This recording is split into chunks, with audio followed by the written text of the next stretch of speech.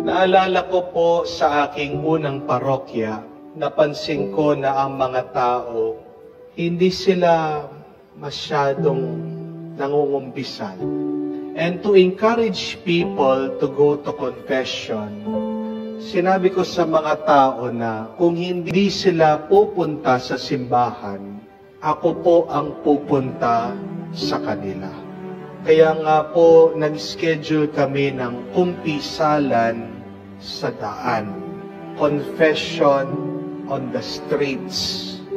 Kaya ako po ay nagdadala ng luhuran at pinuntahan ko po yung aking mga parokyanos bago pa po yung COVID. Pag ako po ay papunta na at nakikita na nila akong palapit, parang nagtatakbuhan po itong aking mga parishioners. Takot na takot po sa akin.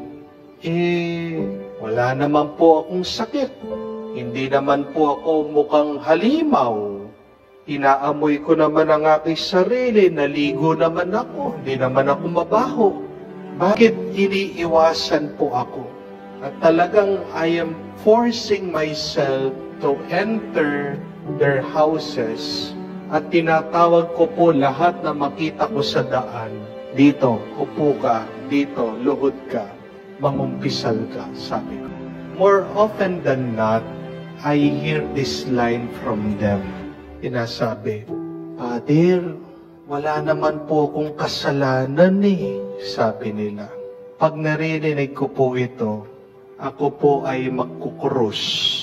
Sabi ko, daig pa ang Virgin Mary. Daig pang mga santo, sabi ko. Wala daw kasalanan. Sigurado ka? Makaisipin niyo po. Pag tinanong ko pong ganyan, meron din sasabihin, alam din ang kasalanan. Pero bakit ba ayaw mangumpisan? Sa tingin ko po, ito yung problema. Napakaraming tao, hindi nila maintindihan kung ano ba ang kasalanan. Why do people hate or avoid going to confession? Because we cannot blame them. We have not taught them enough about the concept of sin. Nagkukulang tayo sa pagtuturo ano ba ang kasalanan. Maraming tao, pag sinabi mong kasalanan, agad pumapasok sa isip nila yung masamang ginagawa. Alam naman natin ang Ten Commandments.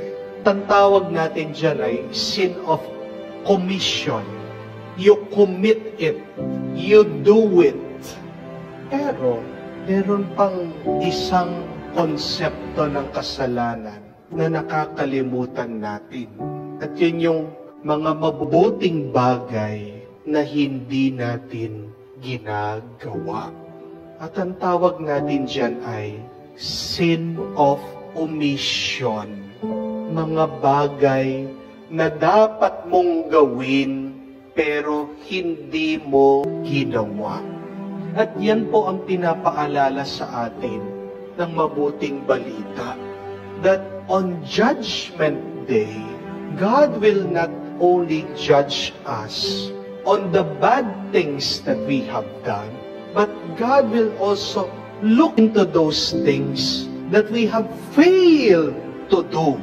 May mga bagay na dapat ginawa mo, pero naging pabaya ka.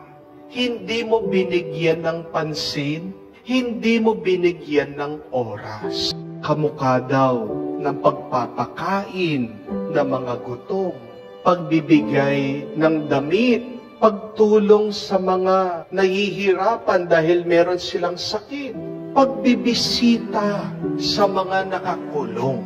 Hindi naman sila kailangan palayain kasi nagbabayad sila sa kasalanan nila. Pero yun lang bang bisitahin sila, kumustahin mo yung mga nakakulong, yung mga nahihirapan? Is that very difficult and hard to do? Hindi naman po. Ang kasalanan ay hindi lang yung masama mong ginagawa, pero ang kasalanan ay yung meron kang mabuting magagawa, pero hindi mo ginawa, naging pabaya ka. Ano pong pagkakaiba ng mabuting Kristiyano, ng masamang Kristiyano, at malalang Kristiyano? There is a difference between the three of those. A good Christian, a bad Christian, and the worst Christians. Ito po, yung mabuting Kristiyano may ginagawang mabuti. Yung masamang Kristiyano, yan yung may mabuti dapat silang magagawa. Hindi nila ginawa. They ignored doing good things. That is bad. But what is evil and worse, ito yung malala. Wala ka nang ginagawang mabuti, gumagawa ka pa ng masama. Nakaperwisyo ka, nakakasakit ka sa iba. Let us try to reflect on this. Not only on the bad things that we are doing, but reflect on the things that you have failed to do. Kasama din yan dun sa dasal natin, paghingi ng tawad. Yung mga nagawa mong masama at yung mga hindi mo nagawang mabuti. Meron, marami. Yung iba sa atin dyan, pabaya sa mga magulang nila. Di man tinutulungan, nahihirapan. Yung iba sasabihin nila, kasalanan naman po ng magulang ko, Padre. Ang tigas-tigas po ng ulo. Inaaway po ako, siya yung may kasalanan. Kahit na masama yung magulang mo, kahit na kasalanan ng magulang mo pa rin yan. Hindi ka naman lalabas dito sa mundo kung hindi dahil sa mga magulang mo. And it is a great sin when you ignore the deeds of your parents. Hindi rin ba napakasama pagpabaya ka sa pamilya mo? Minsan yung mga ibang may asawa, they are so selfish. Wala silang ibang iniisip yung kanilang sarili.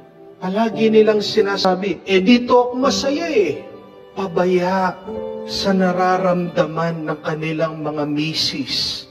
Pabaya, wala mang pakialam kung anong epekto nito sa paglaki ng kanilang mga anak. Ang iniisip nila, sarili nilang tuwa, their own pleasure. Nakakalungkot, walang pakialam sa lungkot na nararanasan ng pamilya nila. Dahil sa kanilang pagpapabae, dahil sa kanilang bisyo, kasalanan yan. Pabaya sa pamilya. O kaya na lang, yung alam mong nag-aaway yung iyong kakumare, alam mo meron silang problema sa kanilang relationship. Pero ikaw, ano yung attitude mo? Ano yung sinasabi nyo kayo sa pamilya? Huwag kayong makikialam. Problema nila yan. Oo, may problema yung ibang tao.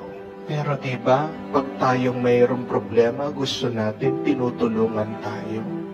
Paano naman yung iba?